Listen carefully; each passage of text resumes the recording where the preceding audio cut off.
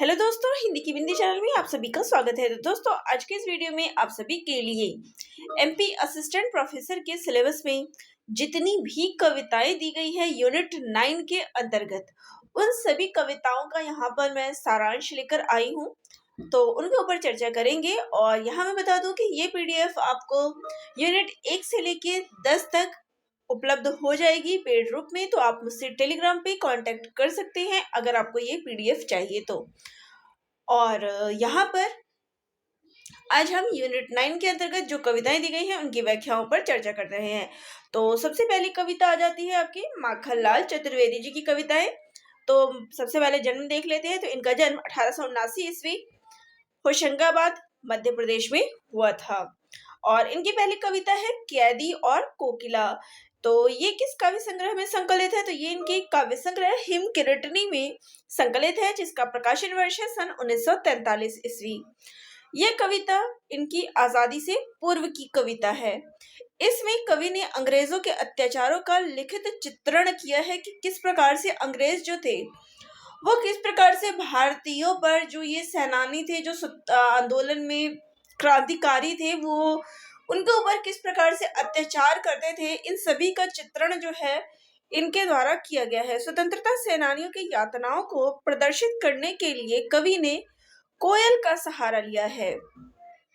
तो इसमें क्या किया गया है, कोयल को इसके लिए यूज किया गया है कि कोयल जो है से प्रश्न करती है। जेल में बैठा एक कैदी कोयल को अपने दुखों के बारे में बतला रहा है। अंग्रेज उसे चोर, डाकू और बदमाशों के बीच डाले हुए हैं। भरपेट खाना भी नहीं दिया जाता है। उन्होंने अंग्रेजों के शासन को काला शासन कहा है, जहां उन्होंने बताया है कि यह वक्त अब मधुर गीत सुनाने का नहीं बल्कि आजादी के गीत सुनाने का है। कवि ने कोयल से चाहा है कि वह स्वतंत्र नभ में जाकर गुलामी के खिलाफ लड़ने के लिए लोगों को प्रेरित करे। तो यहाँ पे कोयल के माध्यम से ये बताया गया है कि जो जेल में कैदी है वो कोयल को अपनी भावनाएं व्यक्त करते हैं, अपनी जो उनकी दशा है वो उस कोयल से बताते हैं कि कोयल जो है, क्योंकि वो तो कैद नहीं है, वो तो विचरित है, वो घूम सकती है कहीं भी। तो वो जो यहाँ की दास्तान है कि किस प्रकार से उन पे अत्याचार हो रहे हैं, तो वो जाके औरों तक ये संदेश पहुंचाए। और अब वो केवल मधुर गीत ना सुनाए बल्कि आजादी के ये गीत सुनाए, लोगों को इसके खिलाफ जो है कि गुलामी के खिलाफ लड़ने के लिए प्रेरित करे। तो ये सभी इस कविता में चर्चा की गई है। अगली इनकी कविता है बलिपंथी के लिए। इसके काव्य संग्रह का नहीं पता चला, जिसको पता चले वो मुझे एक बार इस पे कमेंट कर दीजिएगा। तो बलिपंथी कविता माखनलाल चतुर्वेदी द्वारा लिखी गई एक कविता है, जिसमें वह युद्ध में बलिदान के लिए जा रहे सैनिकों को संबोधित करते हुए कहते हैं कि तुम युद्ध में होने वाले कष्टों से मत डरो, उन्हें कांटों की तरह मत लो बल्कि उन्हें फूलों की तरह लो, क्योंकि देश के लिए बलिदान हो जाना कांटों की तरह चुभने वाला नहीं बल्कि फूलों की तरह सुख प्रदान करने वाला है। इसलिए युद्ध भूमि में जाओ तो वहां पर होने वाले कष्टों से डरो नहीं और सहज भाव से अपने कर्तव्य का पालन करो। तो यहाँ पे जो देश के लिए कुर्बान हो जाते हैं, इस संग्राम में भाग लेते हैं, कवि ने उनको इसमें संबोधित किया है कि तुम जो है यहाँ पे युद्ध में जाना भी देखिए कोई आसान नहीं होता। वहां पे आपको ना कभी खाने के लिए मिलता है ना पानी, क्योंकि आप युद्ध में खड़े हो, एक मैदान में, जंग के मैदान में खड़े हो, वहां आपको बहुत ही कष्ट झेलने पड़ते हैं। तो उन सभी के लिए यहाँ पे प्रेरणा बन के ये लेखक जो है, कवि जो है, प्रेरणा दे रहे हैं उन लोगों की, तुम उन कष्टों को लेके मत घबराओ कि हम यहाँ पर हैं, हमें खाने को पीने को हर चीज की समस्या हो रही है, बल्कि इन समस्याओं को तुम फूलों की तरह लो। ये मत सोचो कि हम कांटों पे जी रहे हैं, इस फूलों की तरह लो, क्योंकि तुम यहाँ देश के लिए आए हो, अपने देश के लिए कुर्बान होने आए हो, अपने देश के लिए आए हो। और देश की जो महत्ता है, अपने देश के प्रति प्रेम है, उस प्रेम को याद करो, ना कि इन कष्टों को देखो। जो तुम्हारा कर्तव्य है, एक देशभक्त का कर्तव्य है, तुम उसको निभाओ। अगली इनकी कविता है पुष्प की अभिलाषा। ये उनकी काव्य संग्रह हिम तरंगिणी में संकलित है और हिम तरंगिणी का जो प्रकाशन वर्ष है वो है सन 1949 ईस्वी। ये उन्होंने बिलासपुर जेल में 1921 में लिखी। तो यहाँ पे आपके लिए ये भी प्रश्न पूछा जा सकता है कि ये कविता उन्होंने कहाँ लिखी। तो ये कविता माखनलाल चतुर्वेदी जी ने बिलासपुर जेल में 1921 में लिखी। ठीक है, चलिए इस कविता का क्या सार है कि ये भी एक देश प्रेम की कविता है जिसमें पुष्प परमात्मा से प्रार्थना करता है। देखिए, आपने ये कविता पढ़ी होगी, चाह नहीं मैं सुरबाला के गहनों में गूथा जाऊं, कि यहाँ पे एक पुष्प जो है अभिलाषा कर रहा है, कि इच्छा कर रहा है कि मैं कहाँ समर्पित नहीं हूं और उसकी इच्छा क्या है। अभिलाषा यानी इच्छा, उसकी इच्छा कहाँ समर्पित हो जाने की है। तो ये कवि ने बताया है कि प्रार्थना करते हैं परमात्मा से कि उसे बलिदानी वीरों के कदमों पर न्यौछावर किया जाए। पुष्प की इच्छा बताते हुए कवि लिखता है कि वह यह नहीं चाहता कि उसे देवताओं की कन्या के गहनों में पिरोया जाए अथवा प्रेमी की माला में पिरोया जाए, या प्रेमिका का मुग्ध कर जा मतलब कि ऐसी माला वो प्रेमी की माला बन जाए कि प्रेमिका को मुग्ध कर जाए। ना ही वह सम्राटों के शवों पर भी गिरना चाहता है, ना देवताओं के मस्तक पर बैठकर अहंकारी बनना चाहता है। अब यहाँ पर आपके लिए जो प्रश्न बन सकता है कि अगर पूछा जाए कि कहाँ नहीं चाहता है, तो देखिए इसमें काफी सारे पॉइंट है कि कहाँ कहाँ कवि जो है वो नहीं चाहता है, यानी पुष्प की इच्छा कहाँ कहाँ नहीं है, वो सारे पॉइंट्स यहाँ पर आपको मिल जाएंगे। फिर यहाँ पे आगे कहते हैं कि वह चाहते कि उसे तोड़कर उस रास्ते पर फेंक दिया जाए जिस रास्ते से मातृभूमि पर अपना बलिदान देने अनेक वीर जो है वो जा रहे हैं। तो ये भी देश प्रेम से के लिए समर्पित एक कविता है कि फूल की भी इच्छा है कि वो कहीं और कैसी भी जगह पे ना हो, बल्कि वो देश के लिए समर्पित हो। तो यहाँ पर भी आपको वो पॉइंट्स मिल जाएंगे कि कहाँ कहाँ पर जाकर वो चाहता है कि उसे समर्पित हो जाए। चलिए अगली कविता आ जाती है सुभद्रा कुमारी चौहान जी की। तो इनका जन्म 16 अगस्त 1904 को इलाहाबाद के पास निहालपुर में हुआ था। इनकी पहली कविता जो पढ़नी है वो है वीरों का कैसा हो बसंत। तो ये सारी कविताएं इनकी अगर मैं बात करूं तो ये तीनों ही कविताएं इनके यहाँ मैंने संग्रह नहीं लिखा है, तो ये तीनों ही कविताएं इनके मुकुल में संकलित है। ये ध्यान में रखिएगा, मुकुल में ये संकलित। तो यहाँ पर ये नोट डाउन करिएगा कि ये इनके काव्य संग्रह मुकुल में संकलित है। देखिए कई बारी कई चीजें होती है जो पीडीएफ में छूट जाती है, तो वीडियो बनाते टाइम में कई चीजें वो सामने आ जाती है, तो ये कविताएं इनकी मुकुल में संकलित है। तो पहले इनकी कविता है, तो इनकी कविता है वीरों का कैसा हो बसंत। तो काव्य संग्रह मैंने बता दिया कि मुकुल में संकलित है। तो जैसे कि नाम से ही क्या है, वीरों का कैसा हो बसंत, के वीरों जो है देश के लिए समर्पित ये जो वीर है, सैनिक है, उनका बसंत कैसा होना चाहिए, इस पर ये लिखित कविता है। कविता में कवित्री ने एक बताया है कि कैसे एक वीर सैनिक जो है अपनी सारी सुख सुविधाएं त्याग कर देश की रक्षा के लिए हमेशा तैयार रहता है, उनका बसंत कैसा होगा वर्णन किया है। यानी वो घर पे जो त्योहार है कुछ भी है उनको वो नहीं देखते हैं, बल्कि वो हमेशा देश के लिए तैयार रहते हैं। तो उन लोगों के जीवन का जो बसंत होता है वो किस प्रकार होता है। बसंत खुशहाली का प्रतीक होता है, एक नए जीवन का प्रतीक जो है वसंत को माना गया है। तो ये एक अगर देशभक्त के जीवन की बात करें या एक सैनिक की बात करें तो उसके जीवन का वसंत कैसा होता है, उसके जीवन की खुशियां कैसी होती है, ये जिक्र किया गया है। हिमाचल पुकार रहा है, बार बार गरज रहा है, पूर्व पश्चिम समेत 10 दिशाएं ये जो है प्रश्न कर रही है। तो यहाँ पे पूछ सकते हैं कि कौन सी दिशाएं जो है कौन कौन पुकार रहा है, तो देख सकते हैं हिमाचल पुकार रहा है।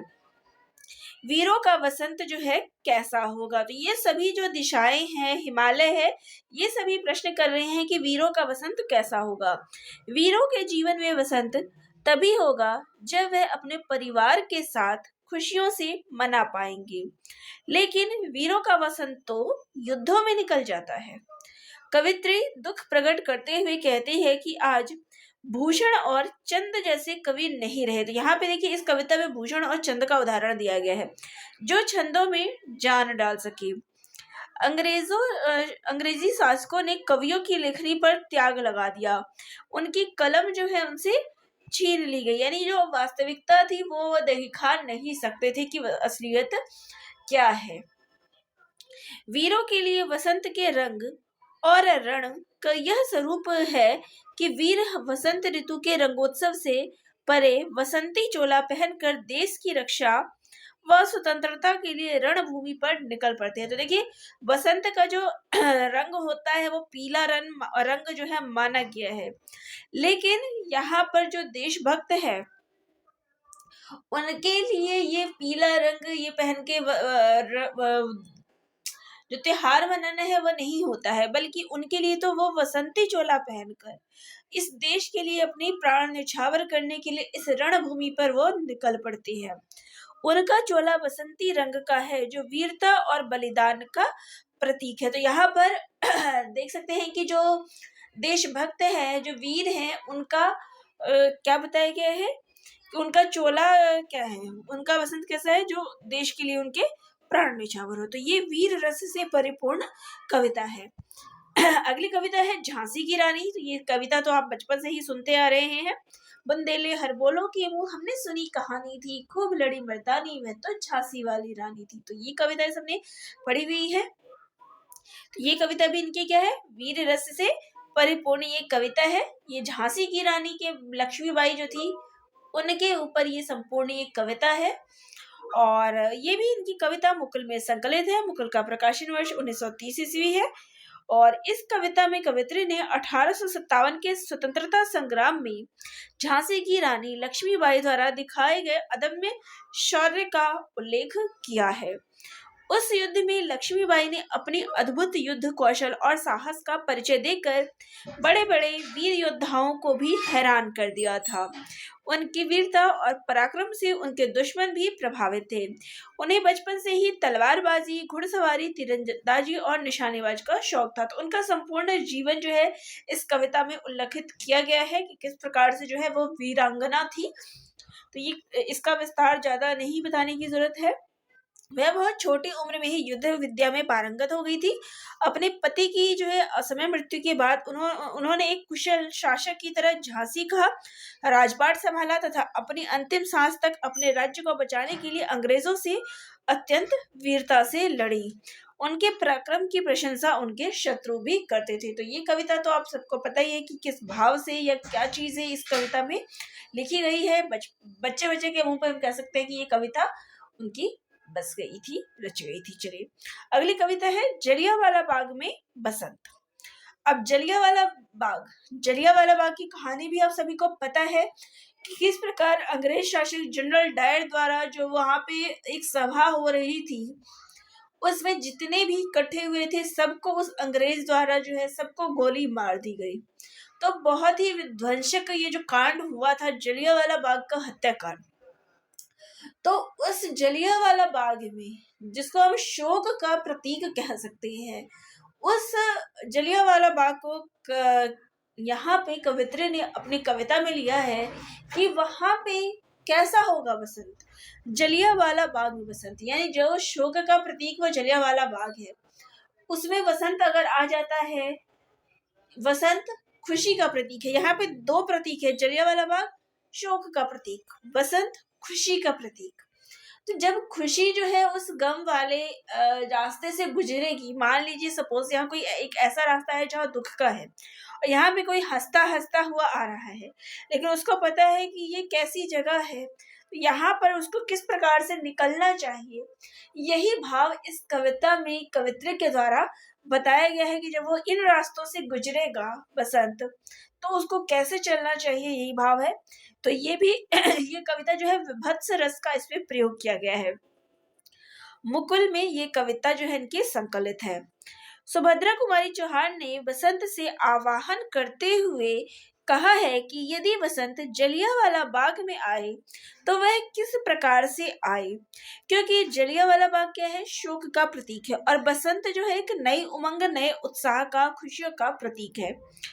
कवित्री को जलियांवाला बाग में बसंत का आना अच्छा नहीं लगता, लेकिन बसंत को आने से कोई रोक नहीं सकता क्योंकि मौसम है, प्रकृति है, तो ये तो अपने अनुसार चलेगी, इसको कोई रोक नहीं सकता।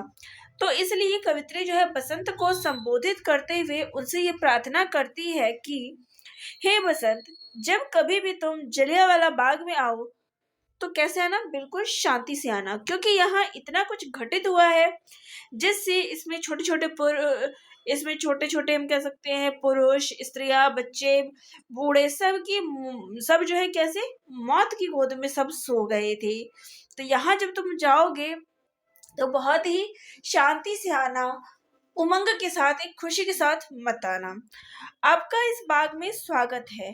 तो वसंत को तो कोई भी कहीं से नहीं रोक सकता, तो आपका आना इस बाग में स्वागत है। लेकिन जब भी आप इस बाग में आओ तो इस बात का जरूर ध्यान रखते हुए आना कि इस स्थान पर क्या क्या हुआ था, यानी कि जो शहीद है, इस स्थान पर जो लोग भी शहीद हुए थे उनको भी याद करने की बात, उस दुखद घटना को भी याद करने की बात कि कवि ने इसमें कही है। चलिए, अगले कवि हैं हमारे बालकृष्ण शर्मा नवीन जी। इनका जन्म 8 दिसंबर 1897 को शाहजहांपुर मध्य प्रदेश में हुआ था। इनकी कविता है विप्लव गान, कुछ ऐसी तान सुनाओ। तो ये कविता इनकी आपको पढ़नी है। तो ये इनकी कविता किसमें संकलित है, तो देख सकते हैं स्वतंत्रता पुकारती नाम से एक पुस्तक है जो कि नंद किशोर नवल द्वारा संपादित है, उसमें ये कविता इनकी संकलित है। कवि बालकृष्ण शर्मा नवीन ने अपनी इस कविता में लोगों से सामाजिक बुराइयों और पाखंडों की जंजीरें तोड़कर प्रगति के मार्ग पर बढ़ने का आह्वान किया है। तो ये कविता भी आपने देखी होगी। कवि कुछ ऐसी तान सुनाओ उथल पुथल मच जाए, कि कुछ ऐसा सुनाओ जैसे मन में क्या है, उथल पुथल मच जाए, यानी जो हलचल है वो शुरू हो जाए। तो ये जो बुराइयां हैं, ये जो गंदगी है लोगों के मन में, वो सारी हट जाए और लोग जो है तरक्की के रास्ते पे, प्रगति के रास्ते पे बढ़ते हैं। वो कहते हैं कि अब तुम शांति के गीत गाना छोड़ो और क्रांति की तान सुनाओ, ताकि बुराइयां और बुरे लोगों में हलचल मच जाए। कवि ने इस कविता के जरिए समाज को एक महान बदलाव करने का संकेत दिया है। कवि मानते हैं कि पुराने कुविचारों और पाखंडों का अंत करके ही हम एक नए और स्वच्छ समाज की नींव रख पाएंगे। इसलिए कवि ने विप्लव गायन कविता में हम सभी से एक क्रांति लाने का अनुरोध किया है, ताकि एक बेहतर समाज जो है बनाया जा सके। तो कह सकते हैं ओजपूर्ण ये कविता है जिसमें लोगों को प्रेरणा दी जा रही है कि तुम जो है किस प्रकार से समाज में जो ये गंदगी है, बुराइयां है, पाखंड है, इन सभी का त्याग करके एक नया जीवन, एक नई चीज का आविष्कार करो, एक स्वच्छ समाज, एक अच्छे समाज की निर्माण करो। अगले कवि है शिवमंगल सिंह सुमन। इनका जन्म है 5 अगस्त 1915, उन्नाव, मध्य प्रदेश। तो इनकी कविता जो आपको पढ़नी है वो है तूफानों की ओर घुमा दो नाविक। अब तूफानों की ओर, तूफान क्या होता है, हम कह सकते हैं हलचल बहुत ज्यादा हो, उसकी ओर नाविक को घुमाने के लिए कहा जा रहा है, यानी कहीं ना कहीं आगे बढ़ने और उस तूफान यानी हम कह सकते हैं कि एक मुश्किल का सामना करने के लिए जो है कहा जा रहा है। तूफानों की ओर घुमा दो नाविक कविता में कवि शिवमंगल सिंह सुमन जी ने जीवन में साहस और धैर्य के साथ आगे बढ़ने की शिक्षा दी है। वे जीवन की चुनौतियों को, जो एक तूफान के समान है, साहस और परिश्रम के साथ सामना करने की प्रेरणा देते हैं। वे कहते हैं कि मचलती हुई लहरों के साथ अपना स्वर मिला दो और तूफान से के प्यार को समझो, यानी उनसे डरो नहीं। इस तूफान से, इसको हम जिंदगी से संबंधित रख सकते हैं कि इसको समझो कि ये जिंदगी में जो तुम्हारे तूफान है, हलचल मची हुई है, तो तुम्हें इससे किस प्रकार से लड़ना है, डरना नहीं है, बल्कि कैसे जो है तुम्हें इनसे लड़ना है, इससे बचना है, इनका सामना करना है, ये चीज बताई गई है। तूफानों की ओर अपनी नाव को मोड़ लो और अपने हाथों के बल से अपनी पतवार चलाओ। यदि सागर बलवान है तो हम भी तो थकने वालों में से नहीं है, हम उनका सामना करके 7 समुद्र पार कर जाएंगे। तो ये हम कह सकते हैं साहसपूर्ण, प्रेरणा भरी ये कविता है। चलिए, अगली कविता है मिट्टी की बारात। ये भी शिवमंगल सिंह सुमन की कविता है। ये उनके काव्य संग्रह मिट्टी की बारात में संकलित है, जो कि 1972 में प्रकाशित हुई थी। और ये कविता जो है सरोज स्मृति के बाद दूसरा सबसे बड़ा और प्रसिद्ध शोक गीत है। ये भी आपके लिए इम्पोर्टेंट है। और इसको 1974 में साहित्य अकादमी पुरस्कार और सोवियत लैंड पुरस्कार से सम्मानित किया गया है। और ये उनका 7वां कविता संग्रह है। इसमें सन 1961 से 1970 तक की अधिकांश रचनाएं जो है संकलित है इनके इस काव्य संग्रह में। मिट्टी की बारात एक काव्य रूपक है। यह रूपक जवाहरलाल नेहरू और कमला नेहरू के फूलों यानी कि अंतिम जो अवशेष होते हैं उसके सम्मिलित प्रयाण की गौरव गाथा है। तो यह कविता जो है इतिहास की एक अभूतपूर्व घटना ही कही जाएगी कि किसी महापुरुष ने अपने प्रियतमा के अंतिम अवशेष इसलिए सुरक्षित रख छोड़े थे कि संसार से अंतिम यात्रा के समय दोनों की मिट्टी साथ साथ महाप्रयाण करेगी, साथ साथ गंगा में प्रवाहित होगी और अविराम जीवन क्रम में साथ साथ सिंधु में लय होगी। तो विस्तार पूर्वक मैं इस कविता की व्याख्या कर चुकी हूँ, तो मेरे चैनल पे आपको ये कविता मिल जाएगी, आप वहां से डिटेल कविता देख सकते हैं। रही बात शॉर्ट की, तो यही कहेंगे कि जो कमला नेहरू थी उनकी मृत्यु काफी समय पहले हो गई थी, लगभग शायद 20 साल पहले। तो यहाँ पर जो उनकी अस्थि अवशेष थे उनको जवाहरलाल नेहरू ने एक कमरे में सुरक्षित बंद करके रखा हुआ था, और जब नेहरू जी भी इस दुनिया को छोड़ के गए तो दोनों के जो अवशेष थे उन दोनों को आपस में मिला के एक साथ विसर्जित किया गया। तो यही मूल जो है इस कविता में भाव है। तो उनकी जो वो यात्रा निकलती है उनके अस्थि अवशेषों की और उन दोनों का मिलन है। तो ये संपूर्ण कविता जो है इस पर उनके प्रेम पर आधारित है। यही कुछ है इस कविता में। चलिए नेक्स्ट आते हैं। इनकी कविता है पर आंखें नहीं भरी। अब आंखें कैसे नहीं भरी है? अब ये कविता जो है वो प्रेम से संबंधित कविता है। ये उनके काव्य संग्रह आंखें नहीं भरी में संकलित है, जो कि 1984 में प्रकाशित है। यह उनके प्रेम गीतों का संग्रह है। अब आंखें नहीं भरी, देखिए प्रीतम जो है प्रेमी जो है वो अपनी प्रेमिका को बार बार निहारेगा, लेकिन कहते हैं कि प्यार ऐसी चीज है जो बार बार आप देखेंगे भी तब भी आपका मन नहीं भरता, उनसे मिलने का जिक्र बार बार देखने का मन करता है। तो यही चीज जो है इस कविता में मुख्य भाव अगर पूछा जाए तो यही इस कविता में है कि जो प्रेमी है वो बार बार अपनी प्रियतमा को देखता है लेकिन उसका मन जो है वो नहीं भरता है। तो इसलिए इसका नाम है पर आंखें नहीं भरी।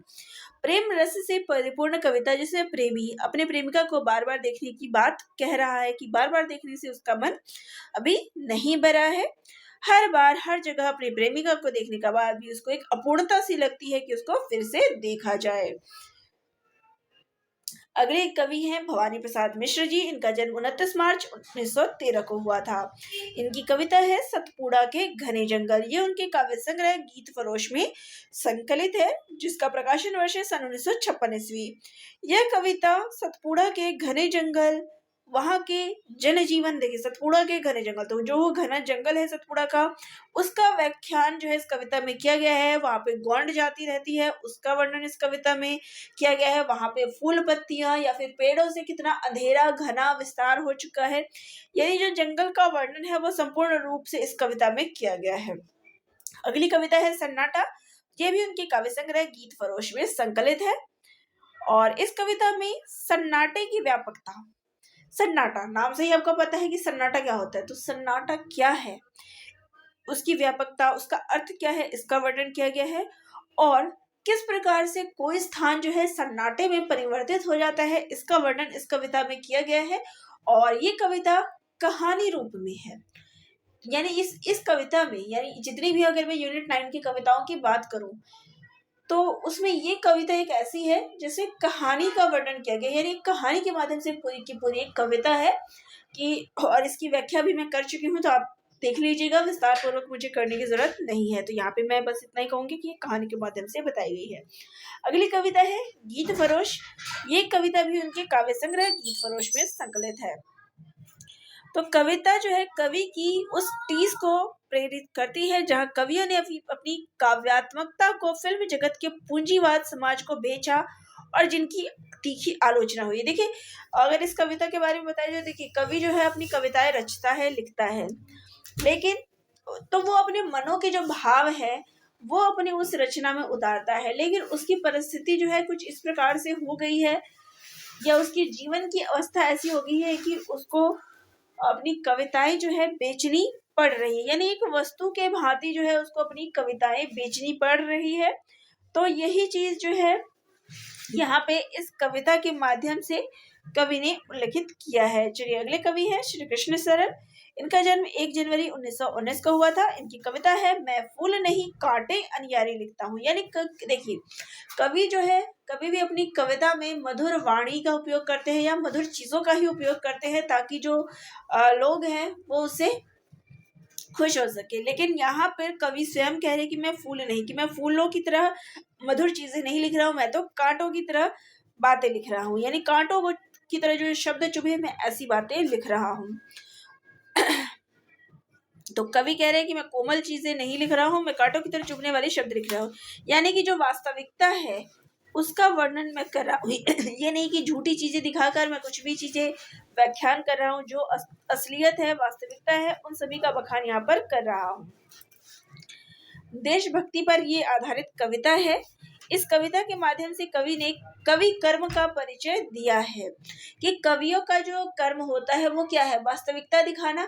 इस समाज में, इस दुनिया में क्या क्या जो है बीत रहा है गरीबों पर या लोगों पर, इन सभी चीजों का जो है कवि ने बताया है कि ये चीजें जो है मैं इसका वर्णन कर रहा हूँ। कवि का कर्म यही है कि जो वास्तविकता है वो सभी बताए, ना कि ऐसी चीजें जो लोगों के मन को केवल कुछ देर के लिए खुशी दे सके।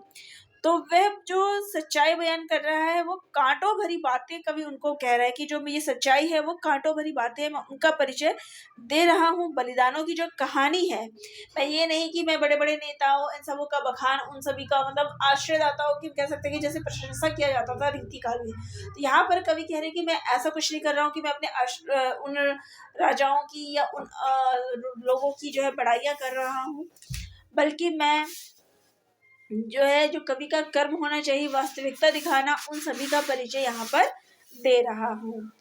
अगली कविता है मैं अमर शहीदों का चारण। तो यहाँ पर कवि स्वयं को अमर शहीदों का चारण कह रहे हैं। तो मध्ययुगीन कवि जो थे चारणों के समांतर जो अपने काव्य से युद्ध के मैदान में सैनिकों को प्राचीन योद्धाओं का स्मरण करा के उनकी तरह वीरता से लड़ने को प्रेरित करते। तो चारण कौन होते थे?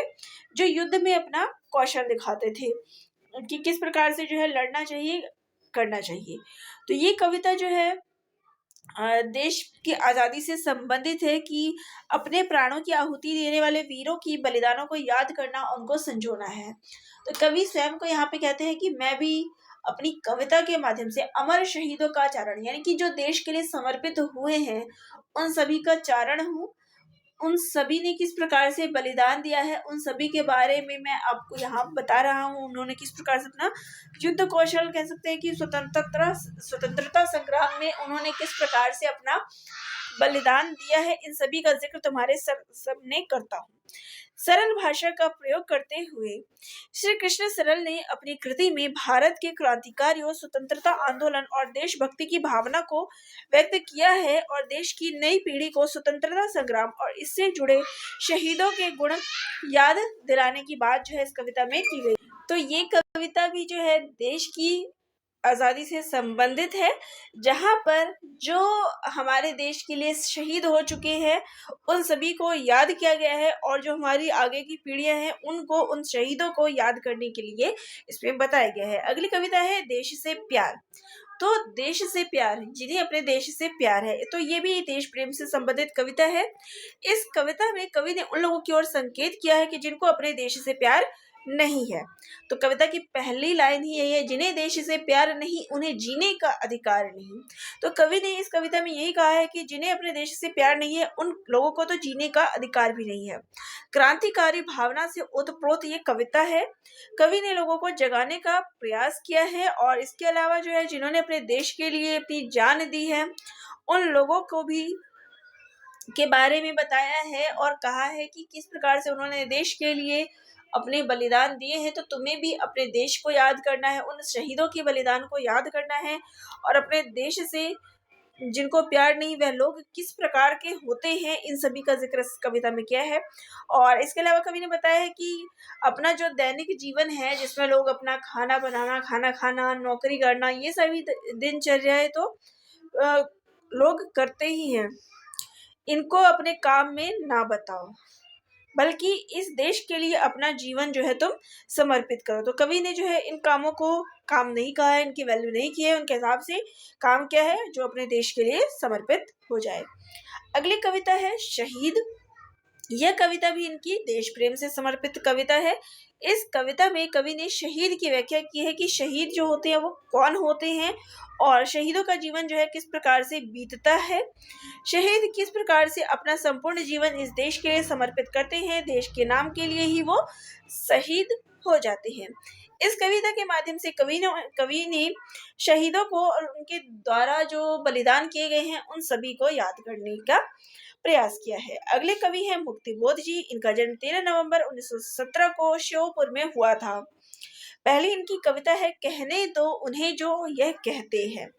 तो ये कविता उनके काव्य संग्रह भूरी भूरी खाक धूल में संकलित है, जिसका प्रकाशन वर्ष है सन 1980 ईस्वी। ये कविता 4 भागों में विभाजित है।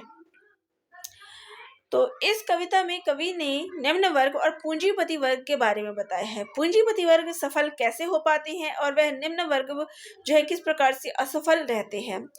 इसमें कवि ने प्रतीकों का प्रयोग किया है।